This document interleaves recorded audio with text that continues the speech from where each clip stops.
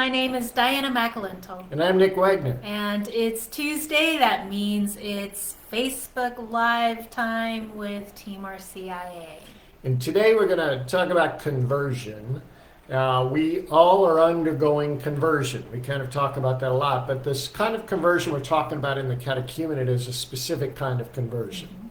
And we see right from the beginning of the ritual text itself. So if you open up your RCIA text, the Rite of Christian Initiation of Adults, right there in paragraph 4, it tells us what conversion is and really how conversion happens. We focused last week on really what the RCIA is asking of us to measure in terms of conversion. So go and take a look at that video. This week we want to look at how the RCIA, how the Rite of Christian Initiation of Adults calls the parish to enable conversion in the life of a seeker. So the seekers we're talking about, as we said last time, are seekers who have never ever experienced any kind of interaction or relationship with Jesus. And so when we talk about how we're going to foster the conversion of those folks, we're not talking about right off doing things we might do with Christians, like retreats or new prayer experiences, or the kinds of things that we renew our conversion. We're talking about how do we foster an initial first conversion. And that's kind of the first big thing. In the description of this, we talked about how we see really plainly how conversion happens for these kinds of seekers, but most of our parish initiation processes aren't really set up for that. Yeah. Right off the bat, if the initiation process is specifically an initiatory process, meaning an initial process into the Christian life of faith, just take a look at some of our catechumenates, and you'll find a lot of people who really don't belong there because they've really had a lifetime of faith and maybe have missed a sacrament, or used to have that faith in Christ, and then for whatever reason that faith dwindled and now they're rekindling that. They're not really the kind of seeker that the initiation rites call for. Right. So there are two kind of big deals that we have to do for these brand new folks who have never ever had any experience of Jesus. The first thing we have to do is give them an experience of Jesus. Mm-hmm. And so that's going to happen when we're out in the world, being the presence of Christ in the world, when we're evangelizing, when we're talking about our faith, when we're sharing with each other, when we're serving the poor, when we're just interacting with our families in public. All of these ways are kind of initial evangelization. Mm-hmm. But then when we invite them to go deeper, what we're inviting them into is an experience of the Christian community. That's the primary place, especially Sunday liturgy, is the primary place where they're going to experience Christ, where they're going to feel that initial pull towards wanting to turn their life toward Jesus. Mm-hmm. So maybe we should read that actual text from paragraph 4 that talks about how the community is really that central place where we encounter Christ. Sure. You want to read that? Do we have that? Oh, I thought you wrote it down there. While Nick is looking for that, let me put the link up where Nick has written a blog post really about how this conversion happens. And I'll put that into the comments box here. You got that? Oh, do you got your RCIA text? Oh, see, here's a lesson, everyone. Always have your ritual text handy. And a lot of people are asking, what is this Rite RCIA text that you're talking about all the time? This is the actual ritual text of the church, the official text that gives us not just the rites for initiation, but also the what's called the introductory notes, the guidelines, the rubrics, the rules for how initiation is to happen. And so we're not making this up. This comes directly from the church. And so paragraph 4 reads, The initiation of the catechumens is a gradual process that takes place within the community of the faithful. So that tells you right there that this initiation, this conversion process, is a process that is located in the Christian community. And what the Christian community does is the stuff we're always doing. You know, we said at the beginning, we're familiar with things about renewing our own conversion. We'll do that. Do all of the things that we do to renew our own conversion, especially full conscious and active participation in the Sunday liturgy. Mm-hmm. By that example, those who've never had any kind of interaction with Jesus will witness Christ, will experience Christ, will have an encounter with Christ. And that encounter is a conversion experience for them. It'll be their initial conversion experience. It's going to be for them the first time they've ever experienced the life in Christ that so many of us grew up with, that we've experienced all our lives. And so the second sentence of paragraph 4 reads, by joining the catechumens, so we're talking here about the community, by joining the catechumens in reflecting on the value of the Paschal mystery and by renewing their own conversion, the faithful provide an example that will help the catechumens to obey the Holy Spirit more generously. And so, as Nick was saying, it's by the example of the community that our seekers learn how to enter into a life of conversion. But if we're honest about what we do in most of our parishes, the way we provide conversion, opportunities for conversion, is by putting all of the catechumens together in a small little group and moving them according to a set schedule through specific topics and discussion questions, and we say it begins, your conversion journey begins on September 1st and is going to end when you're baptized at the Easter Vigil. But that is not anything about what the RCIA talks about.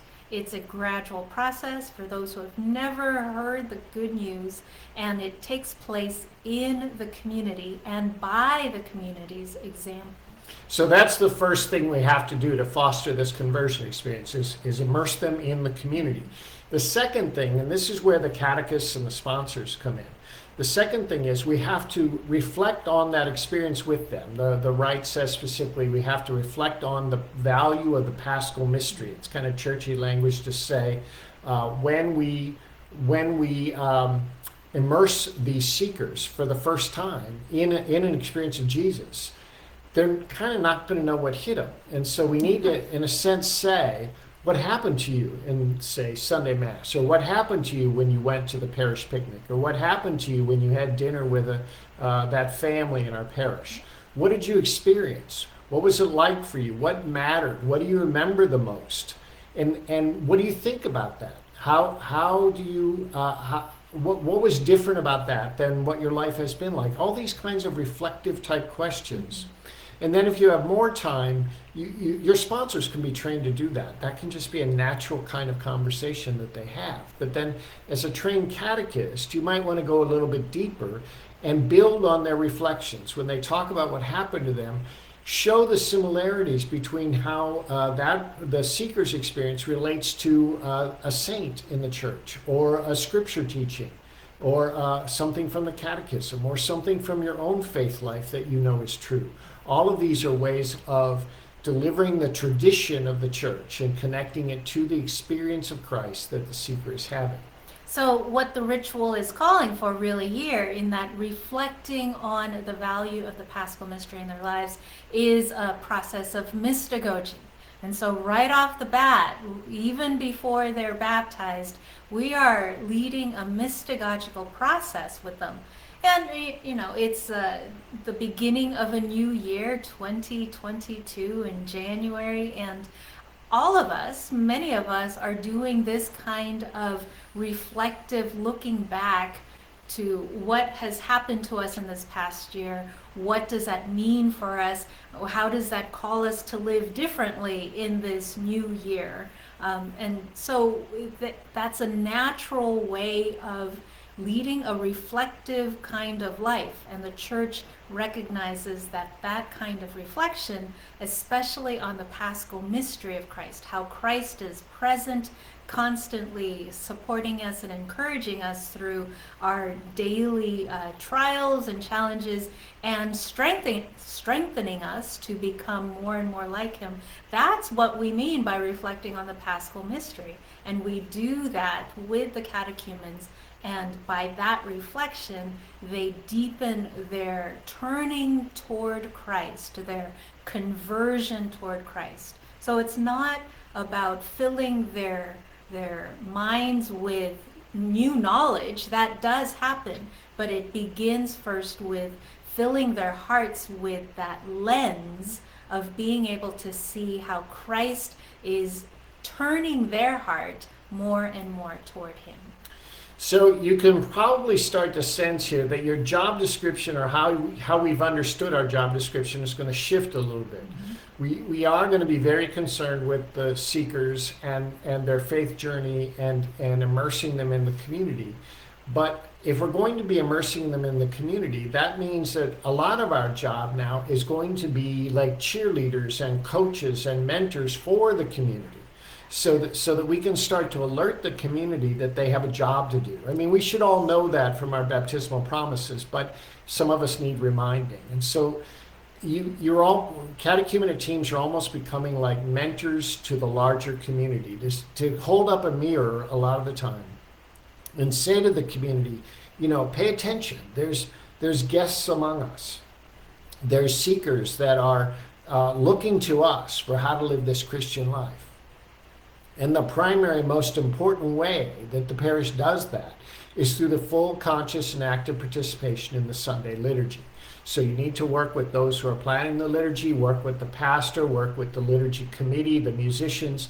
Everybody needs to be working together to make sure your assembly is participating as fully as possible in that Sunday experience. And that is going to be example to the seekers about how they're supposed to live as Christians. Yep. So any other major points that you want to bring up here about how we lead catechumens into a life of conversion? Just to jump off one thing you said about this doesn't start in September and end at Easter, that every seeker is going to be different. But for someone who has never had any experience of Jesus whatsoever, this process is going to take at least one full liturgical year. It might take several years. And that's another paradigm shift for some of us who are used to kind of a school year model. But the Holy Spirit doesn't work that way. It's a gradual process, the Rite tells us. And so for someone who's never experienced Christ before, they're going to need to have that experience of Christ over the course of a full liturgical year, with everything that happens in Sunday liturgy during that time, and everything that happens in your parish throughout the year, and everything that happens in the domestic church throughout the year. Don't forget the domestic church. Yeah. Absolutely. So all of those opportunities for conversion that the life of the faithful has in the activities of the domestic church. Yeah. So don't be in a rush. Just go at the speed, the pace that the Holy Spirit sets. Now, if you do all these things, if you go out and find seekers out in the world through our ordinary practices of evangelization, you invite them into the community, especially Sunday worship. You develop a mystagogical reflection process that both the sponsors and the catechists engage in, and you take your time and spread this out throughout the entire liturgical year. You will foster real and deep and lasting conversion and make disciples for Christ. Well, we want to invite you to a free community chat, an online gathering, a webinar this coming Thursday. I'll put the link to sign up. And you want to tell them about what the community chat is about? The community chat, we're going to talk about what the Rite says about conversion. We're going to go much more deeply into it, and we're going to look at it from the lens of what the new translation of the RCIA says about conversion. Many of you know that like all the rites of the church, the Rite of Christian Initiation of Adults is being retranslated. A new English translation is on the horizon. We have some of us have kind of a draft of that, a proposed translation, but it's not finished yet. So we'll be talking about what some language that the New Rite might say about this. But the principles are going to be the same. Both the current translation and the new translation say this is all about conversion. Both translations say it's a gradual process. Both translations say the community is the central place of conversion. So we're going to look at that from the lens of what the Rite says. So go and sign up. It's free. Anyone can join and participate, and you will be joining a global community that gathers once a month for these community chats. And the recording itself will be available for Team RCIA members. So click on the link there in the comments box and find out more information about how to participate and to get the recording of this community chat and all of our community chats since when we started community chats. Well, our monthly webinars, we've been doing this since 2010, a monthly webinar. And recently I counted, I think we have over 100 webinars. Yeah. Hour long, most of them longer than an hour because we stay afterwards and just chat and answer questions and everything. So come and join us. It's this Thursday. The link is in the chat box. And as you were talking about how this conversion happens in the community, I was remembering about the movie that we watched last night. Do you remember the name of the movie? Encanto? Encanto, the new Disney movie, which is amazing. It's all about family, and really it kind of reminded me how new family members, and as they grew in stature and in age and grace, they learned how to take on their rightful place in the family, their significant role in the family, by learning from the other family members. I mean, it really was an example of how the community and the extended community are examples to those who are learning to be members of that family. So watch it if you haven't yet, and come and join us on Thursday. All right, everyone. We look forward to seeing you. All right. Thank you so much. Bye-bye. Bye.